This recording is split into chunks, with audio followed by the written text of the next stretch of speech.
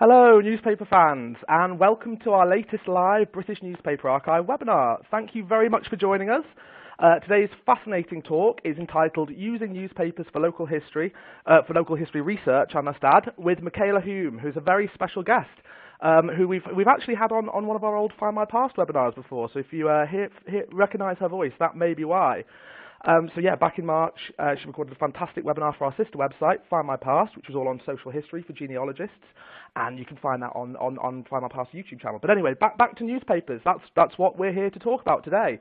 So yeah, a little bit about our host. Michala is a woman of many talents. That is no exaggeration. Not only is she a professional genealogist and historian, she's also an author, broadcaster, lecturer, academic. I could go on listing them. But yeah, so Michala's written fascinating books about the history of Manchester before, available in all good bookstores, I must add. So you've got a grim almanac of Manchester and a bloody British history of Manchester. She's also a member of the Royal Historical Society, the Victorian Society, the Society of Authors, and the Association of Professional Genealogists. So those are the real credentials there. And yeah, so if as I said before, you may recognise her voice, and that's because you may have heard her on the airwaves. So Michala is a regular contributor to BBC Radio Manchester and BBC Radio Lancashire, where she gives genealogy advice on the John Gilmore Show, and also been making some recent appearances on BBC One's Air Hunters. So yeah, go on iPlayer and yeah, check them out. They're fascinating. So yeah, a bit of housekeeping. If you have any questions throughout, don't hesitate to pop them in the bar at the side of the screen. We've got a team of experts in our office who will be answering them live as we go along. And also, depending on what we do for time, how we do for time, we will be answering a number live at the end of the broadcast. But an extra incentive for you to stick around till the very end is we've also got a rather fantastic offer. We are giving 20% off monthly and annual subscriptions. But just to entice you to stick around, I'm not going to be revealing the details till the very end. But anyway, I think you've probably heard enough from me now, so I will pass you over to Michala. Michala, thank you very much for coming in. Wow, thank you for the absolutely wonderful introduction, Alex. The only reason I actually come and do these is just so you say nice things about me for a good minute, and I feel great for the rest of the day. Hello, everybody, and it's me again, the crazy newspaper lady, who is going to talk to you, probably for the next 45 minutes or so, about why I absolutely love newspapers and why I use them for every single aspect of my research, including researching local history. So, Alex is very, very kind because he's so much better at technology than me. He's just going to move the slides on for me. Yeah. I hope everyone can hear us, and I hope you can all see the slides. There are some instructions if you are struggling. I think the first slide should just explain a bit more about how you can connect to us. So on to the next slide. So that is me in a nice sunny day in my garden, and they're the two books. Now, both of the research, I must stress this, when I was doing the research for these two books, I got from newspapers, or at least 80% of it I got from reading local newspapers. So hopefully my experience of using newspapers can also help you as well. So why use them in the first place? We have so many records now online. We have, census records, birth, marriage, and death records. Why do we want to use newspapers? Well, I suppose the first and the most obvious thing is local, national, and world news. So if you are looking at the history of your area, or the history maybe of your ancestors, and you want to know just a bit more about them than the generic things like where they were born, where they died, you might want to know just a bit more about the social history. So check out newspapers. I am going to go into a bit more depth, by the way, later on in the slides, so I'm just going to run through just some bullet points now. So I also use them to search for people. Yep, and I also use them to search for places. So if you're looking for an address, I use them for that. If you're trying to find an ancestor, or it might just be a person of interest, I also use them for that. Local and national politics is very important. If you want to know what happened in your area, or you want to know maybe why a certain building's there, or when a certain bylaw came in, you can also use newspapers for that. And the most interesting thing, which I'll go into a bit more depth later on for me, is coroner's inquest. That is right. I'm a bit of a Murder, She Wrote fan. I'm not going to lie. That is my ringtone. So if you are like me and you're a bit nosy and you love your old crime, check out the coroner's inquest. They are fascinating, fascinating records. Also, court records. Was the person in question who you're looking for a criminal? Or did something terrible happen on the road in which you live? Newspapers can tell you this. World War I and World War II records, I also use them for that. Images, quite often we are looking for images of people that we can't get. Check out newspapers. I can't stress this enough. My ancestor, he was a bit of a wrong-un, I'm not going to lie. He was a bit of a criminal. I had no idea what he looked like till I typed his name in a newspaper, and lo and behold, there was a lovely picture of him with a rifle. That went down well over Christmas dinner. Announcements, baptism, marriages and deaths. I'll go into a bit more of that later on. Sports results. How good was your team 150 years ago? That's what we all want to know. And also, I use it for a lot of scholarly research when I'm writing my lectures and doing research for my PhD. Oh, there we go. So, local, national and world news. This is the most obvious, I suppose, when you think of newspapers.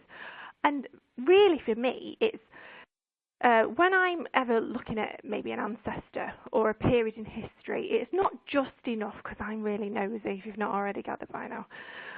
It's not just enough to know generic things like, oh, they lived on this street and they had 4 kids.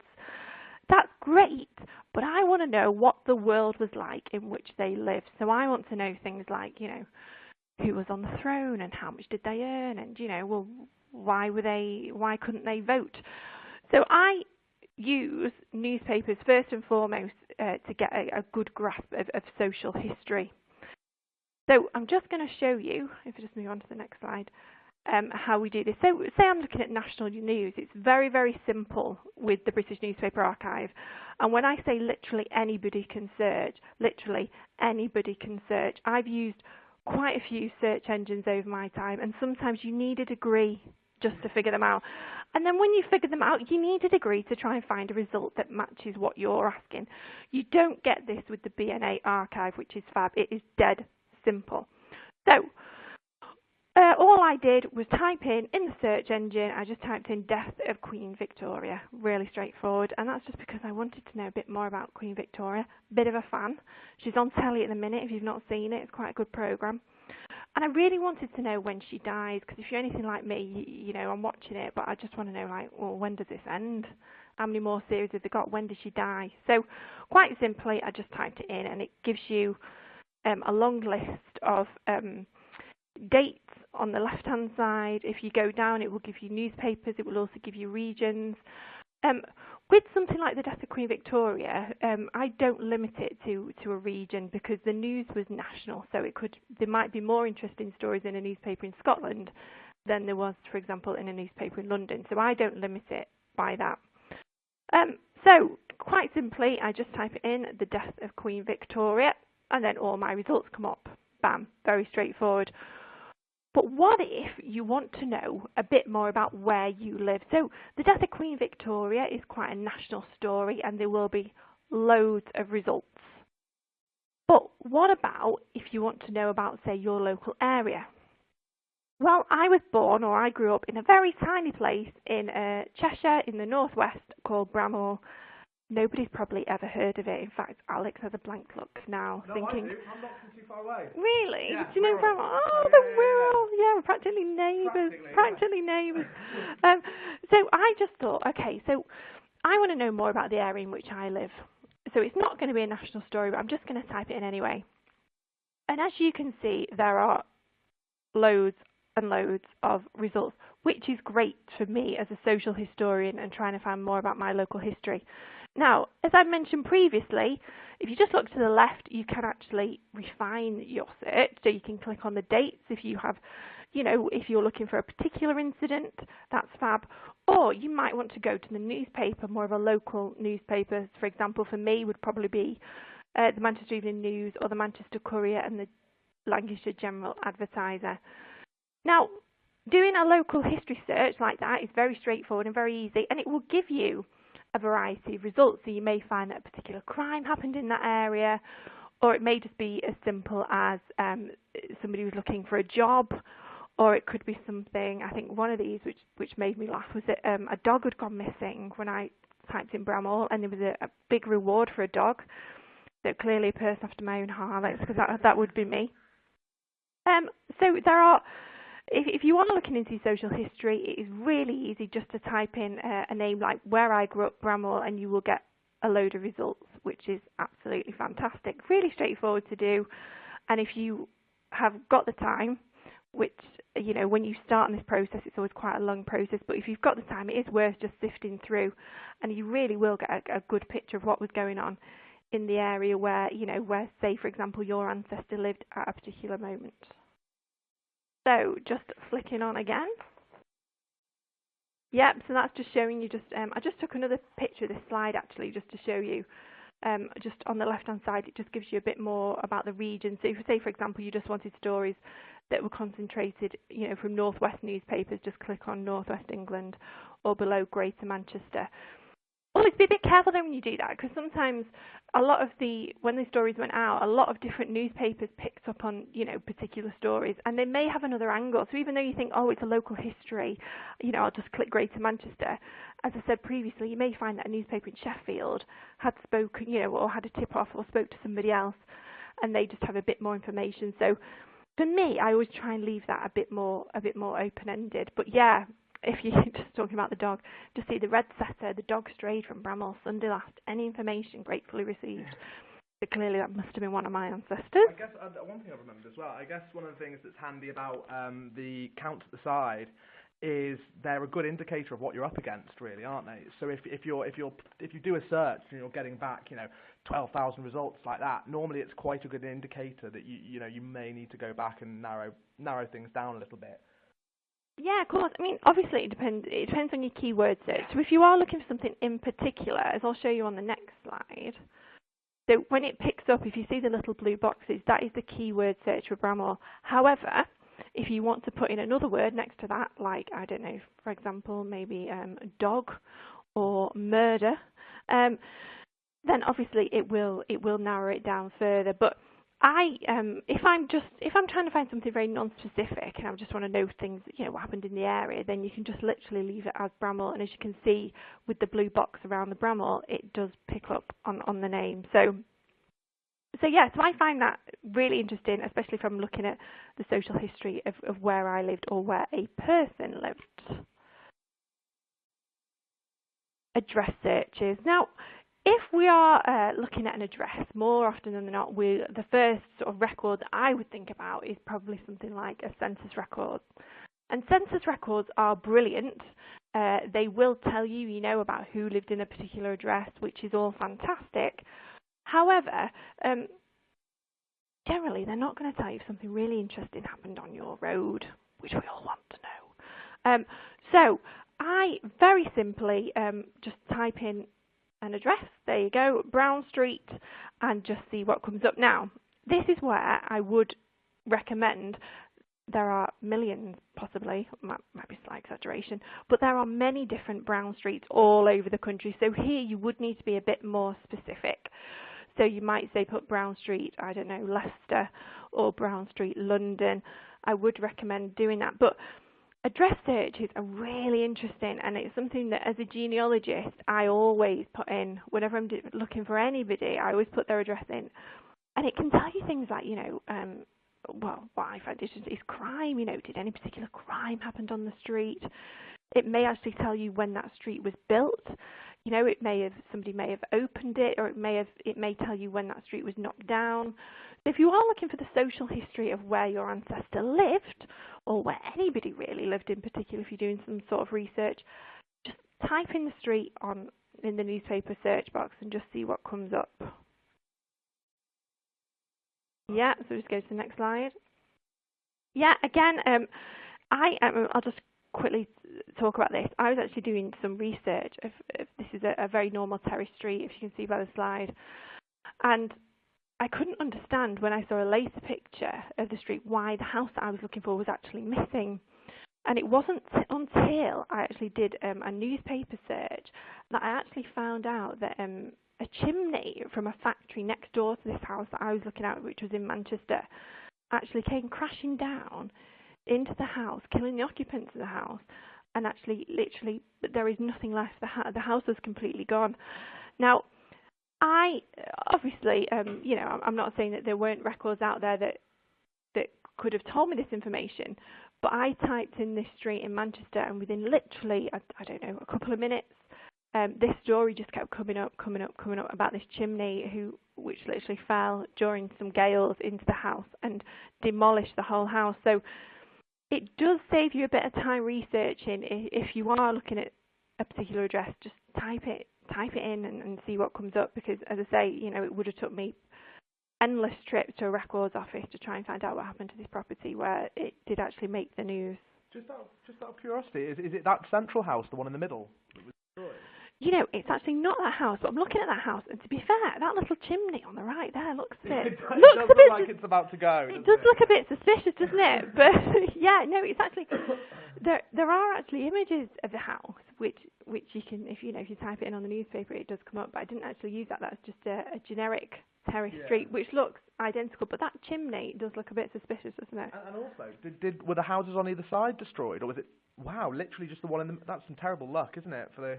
Literally just that house, and you can actually see the picture of the terrace houses around are perfectly fine, and just that house has been demolished. But it's really strange, because obviously if you didn't know that, if I hadn't done the newspaper search, I just thought, where's that house gone? It's like really strange, and I'm like thinking, well, there's number 8, and there's 12, and where's 10?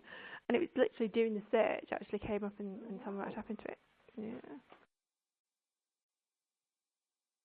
Oh, finding people. Oh, yes. Okay, so finding people. Are you struggling to find somebody? It could be an ancestor. You might be doing some sort of genealogy work. It might just be a person of interest, and you've searched everywhere and you cannot find them. And this was actually a real problem for me. I was doing a family tree of a travelling family from Chester, believe it or not. I'm born there. Were you? Yeah. My birth, yeah, Chester. Might be your ancestors. I better be careful what I say. Yeah, so I was doing some research on a travelling family from Chester, and I'd gone through all my usual sources, and could I find this family? Absolutely not. I found the wife on, I think it was a census record, and then the wife remained on the census, but the husband, who was the person I was most interested in, just disappeared. Anyway, through a bit of detective work and a search of the newspaper, the BNA archive, I actually discovered that this man, we're talking mid-Victorian times now, had remarried and had gone off in his caravan, travelling around the country, and weirdly, he was still married to his first wife, so he was a bigamist, and this made the local papers, and it actually said that when he came back in his caravan, his first wife had heard on the grapevine that he'd remarried and attacked his caravan with bricks, her and her sister. Then, further from this, I actually managed to look at another record. It was the baptism of his children with his second wife, and I actually looked at that, and also the newspapers told me that every time he was picked up for abandoning his first wife, it was in the same place that his new children were baptised. Hope you got any of that. It was a bit long-winded, but basically I would not have solved this case without newspapers, because traveller families are quite notorious for not leaving records. So if you are looking for somebody, I would recommend typing their name into the archives. And if you just flip me, Alex. So this was one of the people that I was actually looking for, who was in Chester. So I typed his name in. Now he's quite lucky because he's got quite an unusual surname. So there was a few, but they weren't loads. Let me put it that way. And then all I did, literally on the left-hand side, I just went and typed in the sort of the period that I knew he was living. And then if we just flick again, all these great stories came up about him. So even though I didn't have many official records about this man, I had quite a good rounded view, although slightly biased because I've just got police records, of what he was like and what his family was like. Other than that, I literally wouldn't have anything because he didn't leave any records at all. So from this, I was able to gauge that he had a brother.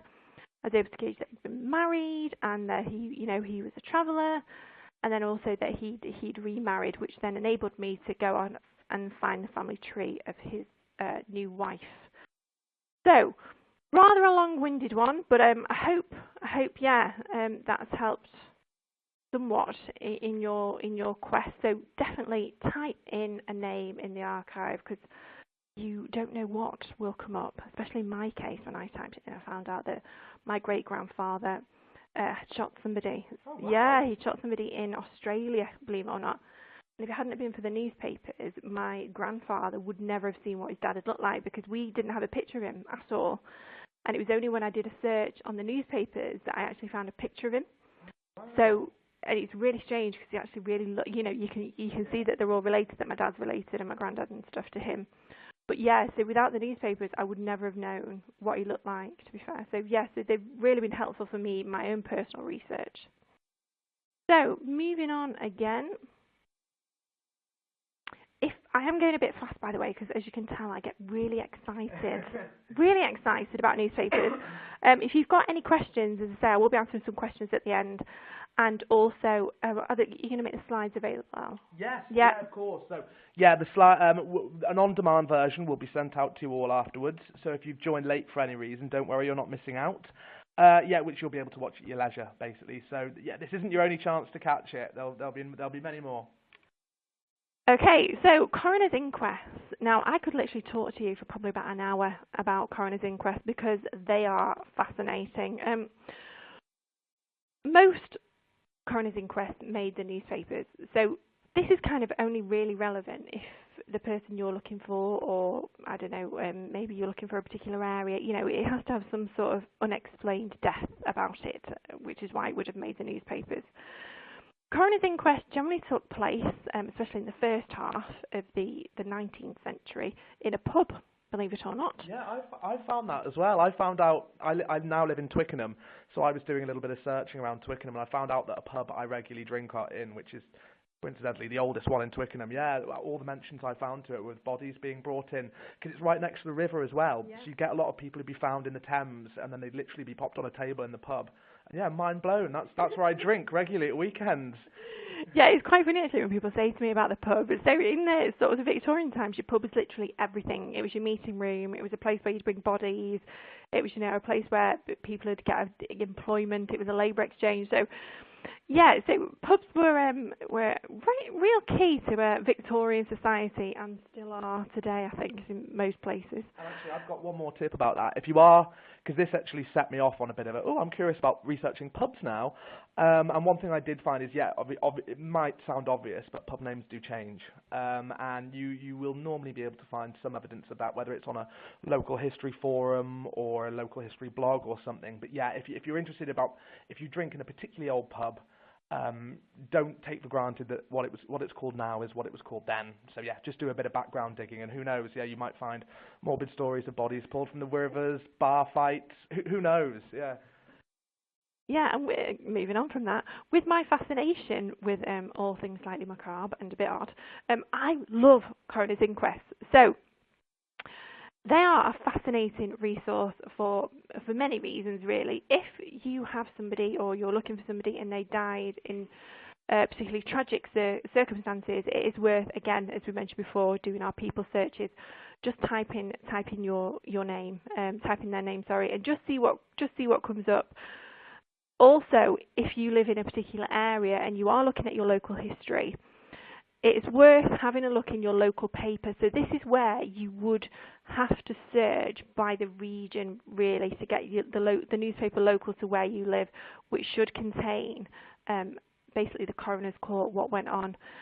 Fascinating piece of social history. As Alex has previously mentioned, things like drowning, murders, fights, any sort of unexplained deaths really will be in the coroner's records, and they're just for me, I just think they're really interesting. It really gives you an idea of social history and the struggles that our ancestors faced as well. So and it's details that in most cases you literally will not find it anywhere else, will you? No. So you would go to your local records office if you want to find, sort of coroner's records, but they don't really exist. So the best place to look, I'll be honest with you, is the newspaper. It's quick and they will be there. So moving on from coroner's inquest, there we go, court records. Similar thing really, the coroner's inquest, along with the sort of the city police records, they might be called where you lived, or the city police courts, or it might be the county courts or the sessions, whatever it may be. Generally they did make the paper. So it's worth having a search, again, if it's to do with your local area and you want to know what happened where you lived, get the newspaper local to where you live and have a read through. Or if you're looking for a particular person, I mean, it's there's sort of a weird fascination, I suppose, isn't there, Alex, when you find out your ancestor or somebody you knew was a bit of a criminal. Yeah. Even though you might think, I can't believe, they robbed some chickens. It is always interesting, I think, just to see what sort of punishment they received. And there's just a great bit of social history. If you read through, I think you'll be quite surprised that, that some things you may think, I think you would have had the book thrown at him.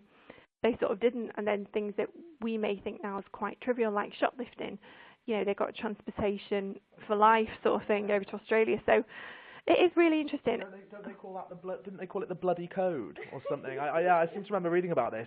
It was a certain period in British history, and obviously, we've got a very long history with the class system, and at this time, it was, I think, early Victorian, maybe earlier, but don't take that as gospel. The ruling elite, so to speak, were much more concerned about crimes against property than they were against crimes against the person. So yeah, you'd find people getting really harsh sentences for, like lace theft and things like that, which were, which dwarfed the sentences of people who were committing quite nasty, violent offences, and that's always quite shocking to see. I find.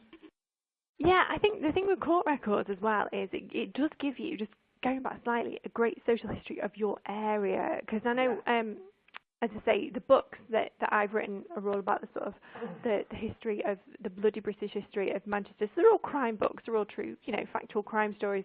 And a lot of those I got from newspapers. And it seems like every sort of major, I'd say, Victorian industrial place had a problem with crime, and especially with crime gangs. You've got the Scutlers, then, the Liverpool Scutlers. The Manchester Scutlers. No, what are they called in Liverpool? Then you've got the Peaky Blinders, which is a very famous one, which was after sort of World War One. Of course. Yeah. So a lot of them had a problem with street gangs. London had problems with street gangs. These were just groups of youths that really had nothing else really to do with their time, to be fair. So they set out on turf wars and all sorts of mischief. I always find that interesting as well, because particularly when you're looking at local history stuff, you get a real sense of history repeating, don't you? So and reading these reports of violent street gangs, and you realise that kind of antisocial behaviour and things like that is not a modern phenomenon. It's been going on forever. Absolutely forever, and I think if anything, it was worse. Yeah, it was, and don't forget these. The gentlemen you can see on the picture now, they had the threat of literally transportation for life, so, and they still did it. But it is really, again, if you want to know about the history of your area, especially if it's to do with crime, court records, which I've used them to write books about, so they are there. Definitely have a good read. Fascinating resource. And look at the sentences. I think that's the most interesting for me. And if you just flick across, I think I just clicked on, didn't I? Yeah, so I just typed in City Police Court. That is generally what they were called, but every area might have been slightly different. And it says there, Limerick News, and it will give you a rundown of what was going on in your area. Cool, so next slide. Next slide. I think that's just another. Yeah, it's just another similar slide. Again, on the left-hand side, it does give you, if you want to look closer to your area, just click in there. But you may get like with anything, like when you're doing history or you're doing genealogy, you start off on one path and you end up on another path, or you get a bit of information, and if you're like me, you're a bit nosy and you want to know more, you might find that sort of, again, the Belfast newspaper has more information or a slightly different story than the Dundee Courier, for example. So it is always worth, if it is quite a big news story, to look at other newspapers, maybe out of your region as well, and just see what they have to offer.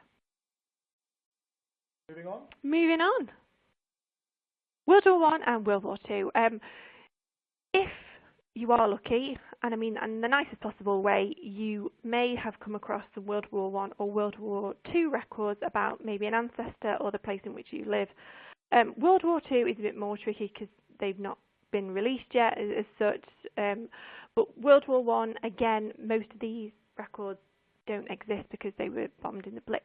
However, there are records out there, and you may have been the lucky one that has, service records on your ancestor. If you don't, or if you want to know more, type their name in the newspaper. I can't stress this enough, actually. I do a lot of talks about tracing your military ancestors, and people never really think of using newspapers, and I don't know why, and it really is one of my bugbears. Type it in because something may come up and it may be, of use. I mean, it will, if you just want to flick to the next one. I typed in Roll of Honour there, so you've just got a list of people that were killed in the newspaper. So if you think your ancestor may have died in World War One, type their name in. Or sometimes, as with everything, their name may not come up. It might just be spelt different, or somebody spelt it wrong. So just type in, go into your local newspaper, because generally, the regiments, the local regiments would have been printed in their local newspaper to that regiment, so it's worth saying that as well. Type it in and see what comes up. Again, I can't stress this enough. You may even find a picture of your ancestor. Yeah, in the another good tip actually for searching these, if you search during the war years and put in memoriam. Obviously, the papers always ran these in memoriam columns for not just soldiers, but mainly for civilians. But they did do regular ones for servicemen killed as well. And you'd be quite surprised at the number of them that do include photographic portraits. And basically just to add to what Michala's been saying, the crossover, as with crime, it's exactly the same with crime records. The crossover between military records and newspapers is quite extraordinary. If you find anything you find in a military record, it's always worth duplicating that in a newspaper search, isn't it? Because you might find, one thing we've been finding is, for example, in some of these in memoriam columns, they included,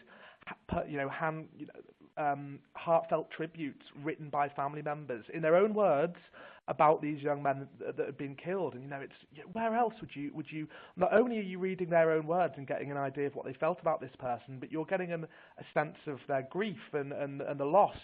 One that comes to just that sometimes they're really short. It'll be things like, "We'll remember your smiling face and kind ways, lots of love, Ma." That one always gets me. Where else would you get that? So it's definitely worth searching.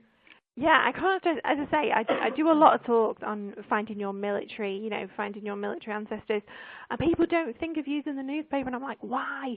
The newspaper, not only will it tell you what is going on in the war on a national sense, but it's going to tell you things about what was happening with your ancestors' regiment, or, what was happening to your town during the war, what were they doing during the war effort. Was the cinema still open? What were people, was there a home bake sale on? I can't stress enough, check out the local newspaper. So I've just typed in Roll of Honour, and it's going to give you a list of people that were killed. Also, I've just gone in and just clicked on one, and there you go. Look, we have an image that could be your ancestor. And that just says Liverpool officer killed. So I just went on the Liverpool Daily Post for Wednesday, the 9th of February, 1916, and it says Liverpool officer killed.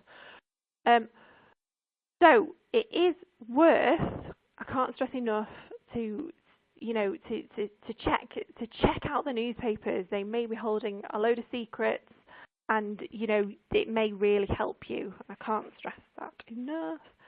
Right, I'm just going to go and flick on to the next one. So announcements.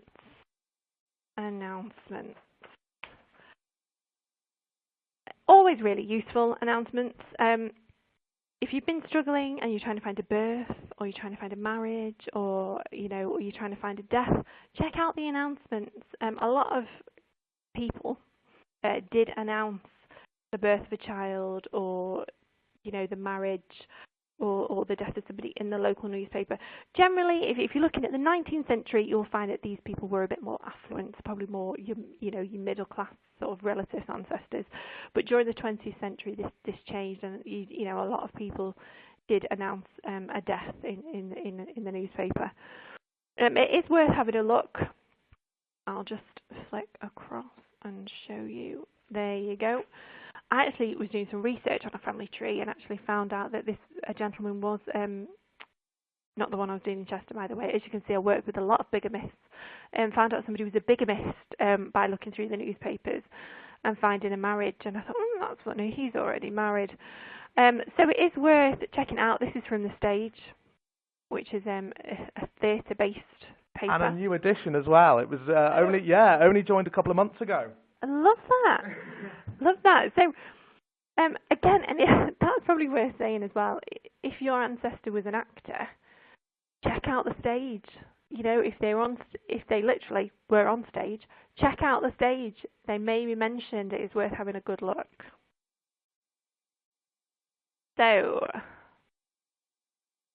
local sporting news. So, being from the Northwest, as you're going to gather in a minute, I'm a Manchester United fan. Please don't switch off. We're doing quite well at the minute, so I'll just keep this on forever because it probably won't last. So, how was your team doing? Do you want to know more about local team? As I say, I've put in a football team. It might be a cricket team. It could be any sort of sporting team. It is worth just again typing it in the search engine. I think the great thing about the BNA archive, it is so easy to use. You literally just type it in. There's nothing, there's nothing difficult. There's nothing hard. If you've put in a filter, as you can see on the left where it says your search filters, they do come up there. So if you put in a filter or you want to get rid of a filter, it's dead easy. You just click the little cross next to the date and it will disappear. So I think I've put a date range there. I can't see because my eyesight's not very good, but I think I have. But if you want to get rid of that date range, as I say, you just click on the little cross and that will go. Newspapers are great, and as the sport progressed, especially if you're looking at the 20th century, the sports pages are really in depth and really interesting.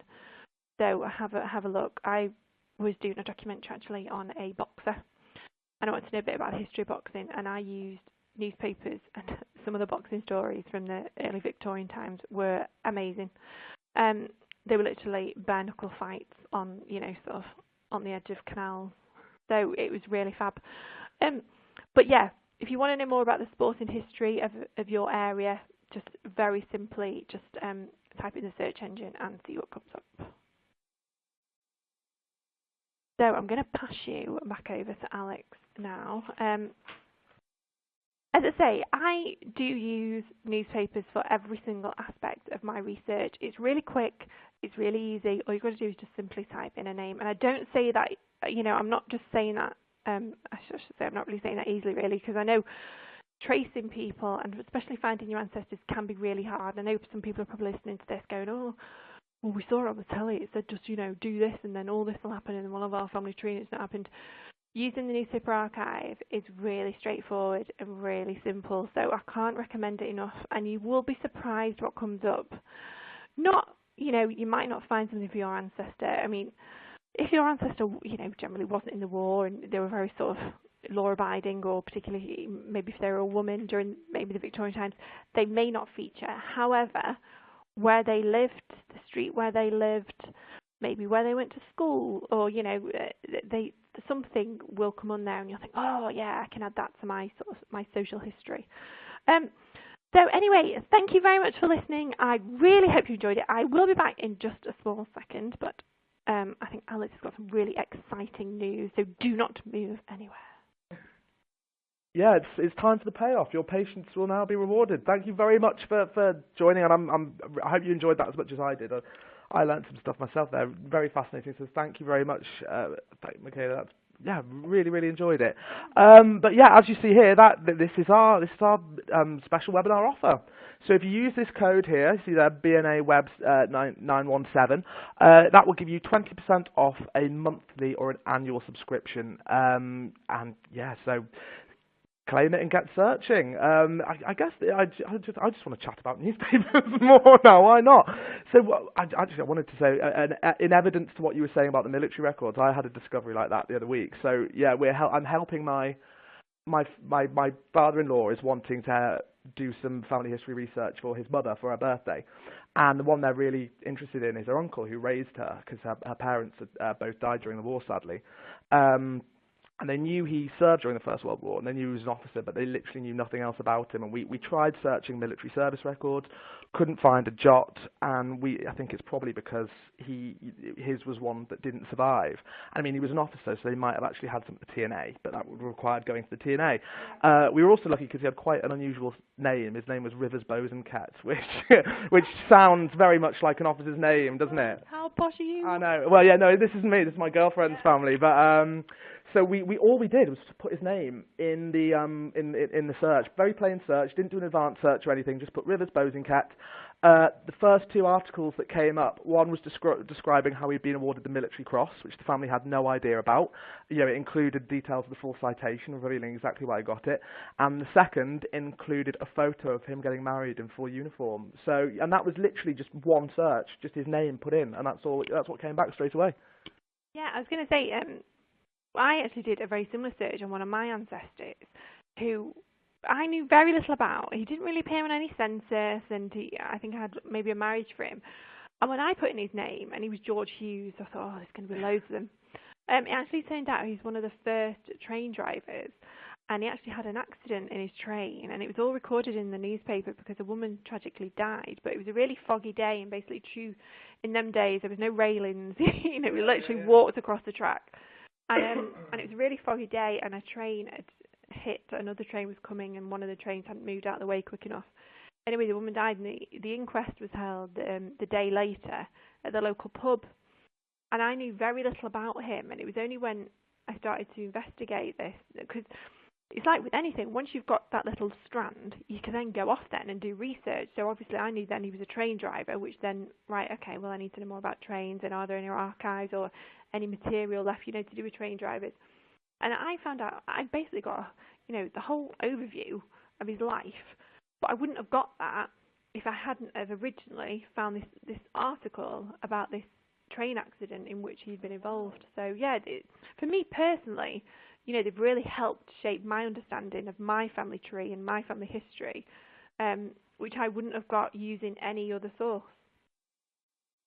Yeah, and I guess actually one thing I should do as well is I should probably give a bit of a nod to the article type filters as well, because they're really handy if you are specifically looking more along the local history lines, because obviously you can filter by family notice, which is very useful if you're looking to find, you know, say a birth, marriage or death that you haven't been able to find in other records.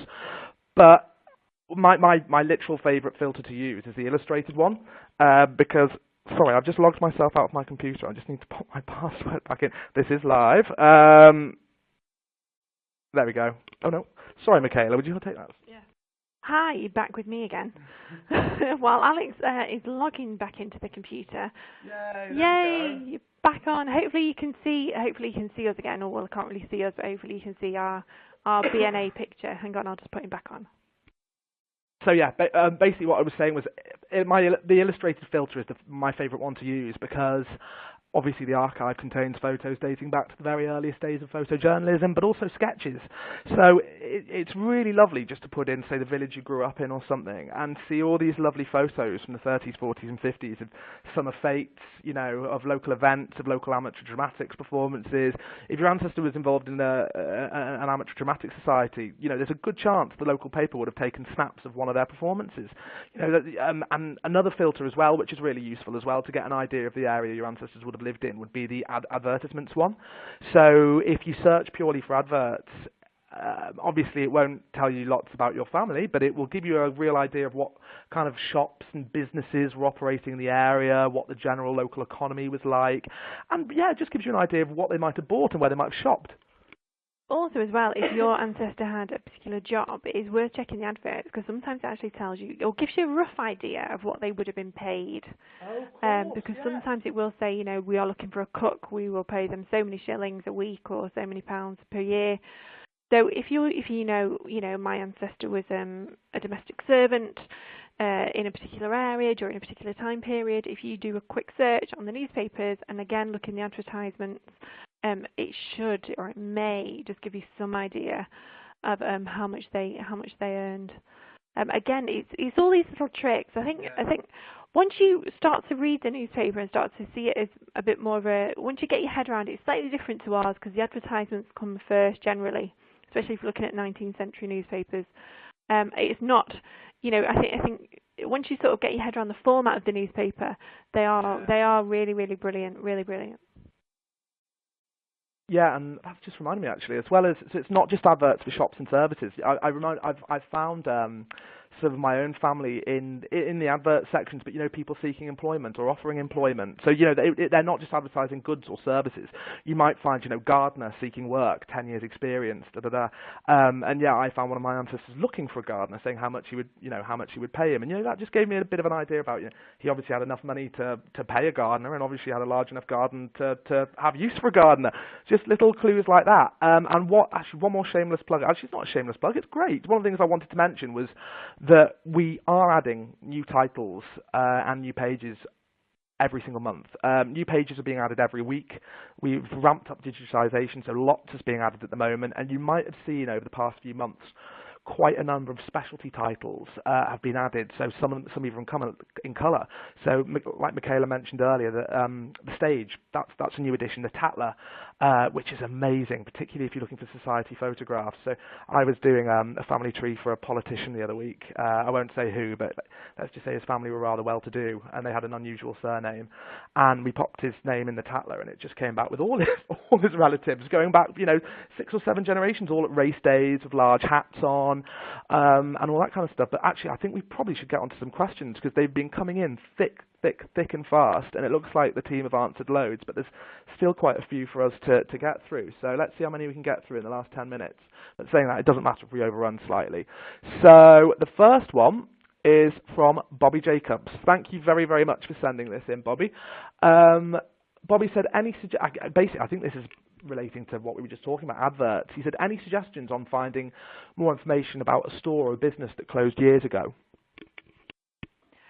Hi, thank you very much for your question, Bobby. Yes, again, check the adverts. Also, as well, if you, I suppose if you don't know why the store closed, but they do have, or they should have, or generally they do have some sort of like bankruptcy section. If you read the newspaper, it's generally where the court section is. Maybe the shop closed due to financial circumstances, and that sometimes is also mentioned in the newspaper. So it is worth checking that out. Obviously, advertisements at the front will generally tell you when the store was open. It may also tell you if they were having a closing down sale. That might give you some sort of clue as to why it's shut. But it's one of those. If you just type the name in and just see what comes up, even if they were advertising in the paper quite regularly and then stops, then it may give you some idea of when the shop actually closed its doors. But good question, and hopefully we have answered that. And let us know how you get on. I'd be interested to find out why it did close. Well, people are already letting us know. Anne Kelsey's just written, the hint about how much a domestic servant was paid is really useful. Hadn't thought of that at all. So, yeah, we're very pleased to hear that. Thanks for sending that in, Anne. So, next question. This might be a tricky one, I think. Yeah, I think this is going to be a tricky one. This is from Pam Seacombe. So, again, thanks, Pam, for sending this one in. And Pam has a newspaper photograph of her great-great-grandparents' 60th wedding celebration. But unfortunately, she has no record of which newspaper it came from.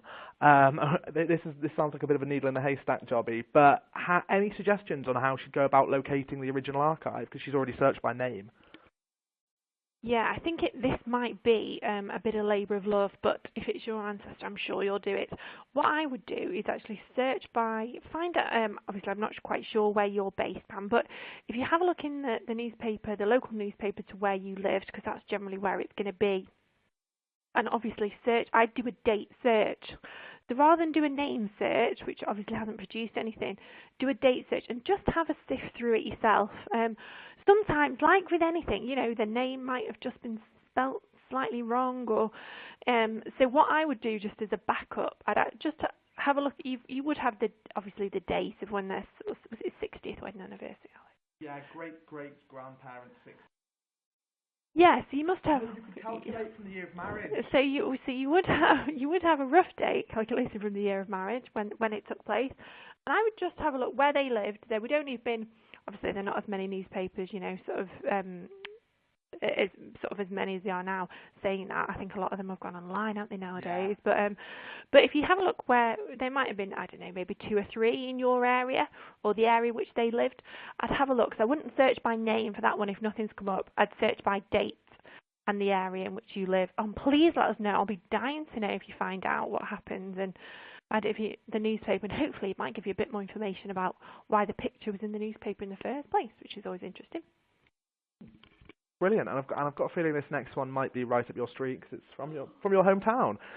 So Gordon McKenna's just sent this one in. Thanks, Gordon, and said, what would be the best way to go out finding more about an insolvent debtor from the 1840s Manchester?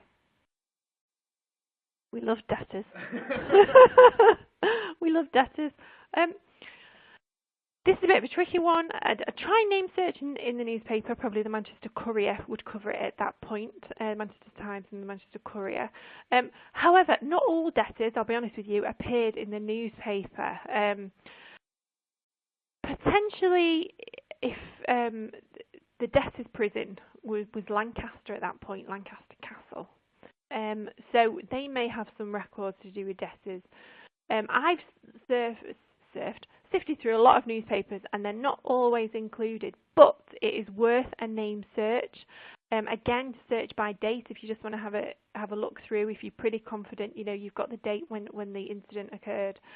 Other than that, I would have a look at something like the debtors' prison and see if they've got any records. So hopefully, one way or another, either by newspaper or by having a look at the debtors' records, which I think, don't quote me, but I'm sure our local debtors prison in Manchester is Lancaster Castle. It might be worth just having a look and see if you can find anything out there. But thank you very much for your question, and hopefully one of those two solutions may help. Yeah, we've got another tricky one here actually, and I think this one will be, if you're able to answer, this one will be useful for me as well, because Cox is not an unusual surname. So Diana Evans, thanks Diana, has said her family name is so common, and unfortunately she has no idea what city or village they were originally from. I'm assuming Diana's listening from the States, because she said they migrated to the States at some point, but she doesn't know when.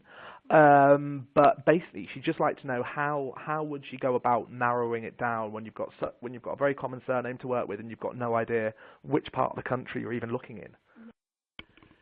Okay, so I get this quite a lot, especially when somebody came to me and said, "Oh, can you help me find my ancestor?" I was like, "Yeah, sure. What's his name?" He said, "Oh, Joseph Evans from Wales," and I was like, "Oh," because I thought there's going to be thousands.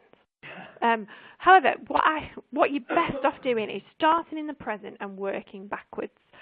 So the first record I would look for would obviously be the record in your mother, mother and father, and then your grandparents, and then you're going to be looking at things like immigration records, and then you're going to be going down that road. I love the newspaper, but I would say for this one, if you're not sure of who they are, I think you need to try to discover who they are before you go sort of searching through the newspaper. So for me, I would start in wherever you are. I present you're US based. Hello. you're so far away. Yeah, hi. Start in the US and work backwards, and then hopefully they will be either coming into Ellis Island or you'll find them on an immigration record.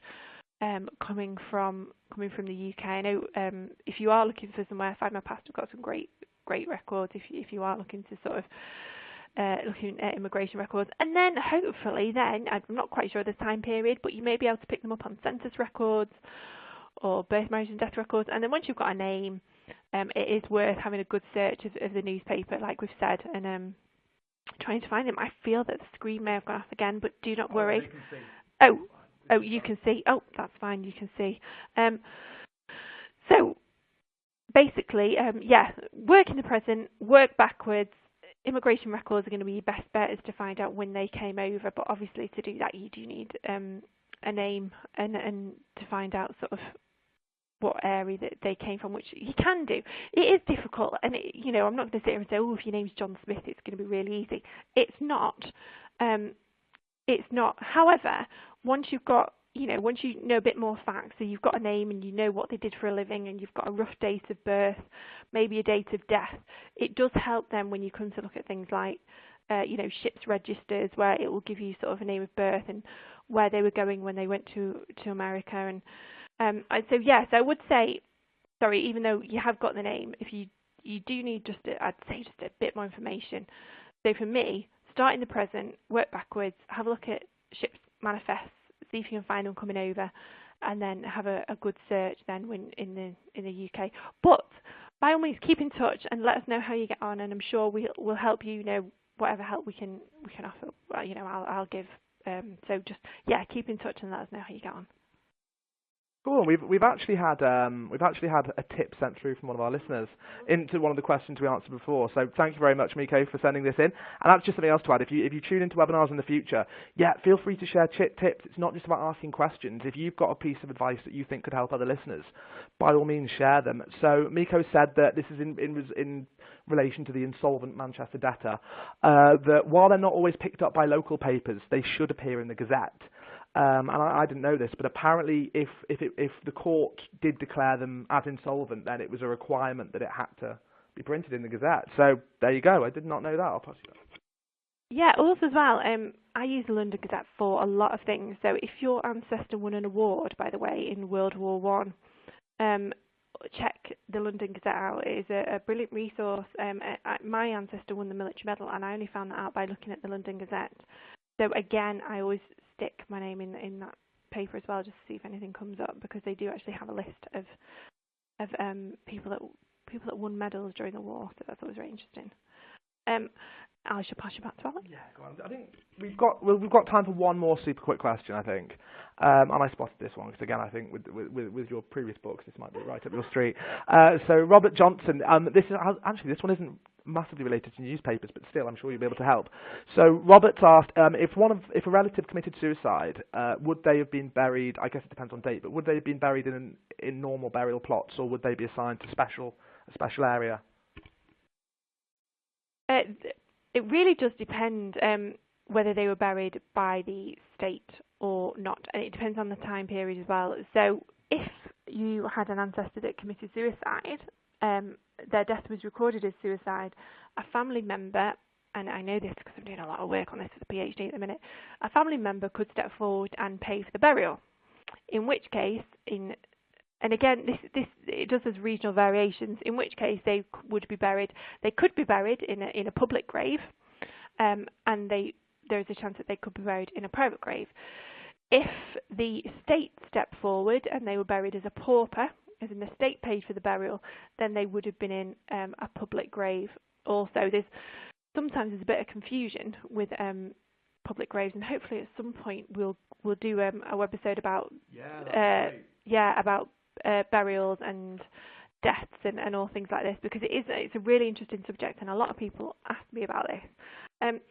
So public graves were graves in which many different people were buried, and they didn't necessarily have to be related. They may have been if they died at a similar time period, but generally they weren't. And they contain a mixture of paupers, people whose death was paid for by the state, and non-paupers. And in fact, work I'm doing at the moment is actually proving that a lot of these graves are actually, contained more non-paupers than paupers. So if your family member was buried in a public grave or a common grave or a shilling grave or a guinea grave, it's taken many names over the years and the centuries, it doesn't necessarily mean that their burial was paid for by a state. It doesn't necessarily mean that they were a pauper at all. It just means that for for probably financial reasons they were buried in what I call a public grave. So sorry, gone off slightly, but getting back to the question in hand, it really does depend on who paid for the burial. So, as I say, I'm not quite sure, but if the person died buried and they died as a pauper, the state paid for, they would have been in a public grave. If they were quite a wealthy family, and the burial was paid for by a family member, they could be, or they probably would be if they were wealthy, they would be in a private or a freehold grave. So I hope that, again, hope that gives you just some clarity. As I say, it depends whether they were buried a pauper or whether they were quite wealthy. I'll just pass you back to Alex. Yeah, I think that's pretty much it. We're at our time limit now, so I think it might be time to say a fond farewell. But yeah, I'll pass you over to say goodbye. And maybe when you say goodbye, what's your favourite newspaper in the collection? I always like asking this. I know it's a hard one, but this is going to sound really naff because I know you want some great answer here, but I use them all. I use them all. I'm really loving the new newspapers that are coming on. You've got a couple of newspapers, Manchester Evening News, which is closest to me. That's now online, which is brilliant. So obviously, at the moment, I'm travelling all over the country doing research, so I've been using them all. So I'm not going to answer that. I'm sorry. I'm just going to sit on the fence, Al. No, I think that's a fair answer. I mean, there's so much. I mean, I know my personal favourite is probably, I say this all the time, but the Illustrated Police News, just because of how bizarre it was. But also, actually, one we added last week as well, which might have overtaken it, is the Illustrated War News.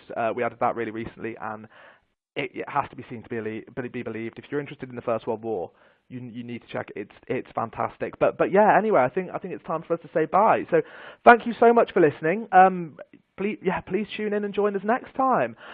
Look out for the on-demand version of this. You'll all be receiving soon, so you can watch this back at your leisure. And yeah, take careful note of that offer code, because I'm sure you don't want to miss out on your 20% off. So yeah, that's it from me and Michala. Thank you again for listening. Enjoy the rest of your week and have wonderful weekends.